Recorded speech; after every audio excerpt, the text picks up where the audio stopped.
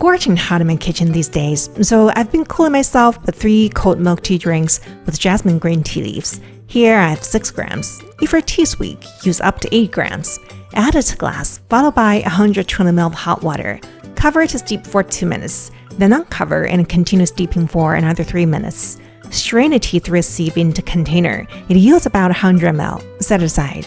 In a 400 ml glass, start with 32 grams, about 3 tablespoons of osmanthus syrup, 100 grams of fermented glutinous rice. Use less sweet or undersweet type that is not too thin or too thick. 50 grams of this buttermilk. This buttermilk is not a buttermilk you may be familiar with. It's made from fresh milk, cream, and butter, but the fat content 12%. You may think of it as half and half, but they're not the same. This is a product under brand Biru and a sister product of Mobak, Bimboke, which you may know better since this concept isn't new. They serve different purposes, but both are ideal for making coffee, tea, and other drinks. Buttermilk, however, adds a richer taste when only a small amount needed. Then add all of the tea base that was made earlier, top with 120 grams of ice, and the drink's ready to serve. Stir to mix well. This drink is quick and easy, light and refreshing, foolproof for everyone.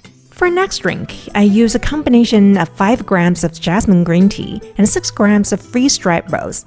Add both to a glass container, then pour in 140 ml of hot water into conditions. Cover and steep for 2 minutes, swirling a little, then uncover and continue steeping for another 3 minutes. Press down leaves if necessary, then strain through a sieve. It yields about 100 ml. I made this rose jam from fermented rose petals and add 40 grams to the serving glass. If you use store-bought, adjust amount according to sweetness. Then add 100 grams of coconut milk, 50 grams of bingboke to dilute the fat and provide a comprehensive taste, followed by the tea base. Add a quarter teaspoon rose water to bring out a nice rose flavor. Then top with 100 grams of ice. And that's it. Mix thoroughly. This drink combines flavors of coconut and rose. Well, obviously, I just cannot stop drinking it. For our last drink, also steep 6 grams of jasmine green tea leaves with 120 ml of hot water. Cover for 2 minutes, uncover for 3 minutes, then strain through a sieve. To that, add 50 grams of buttermilk and put it in the fridge for now.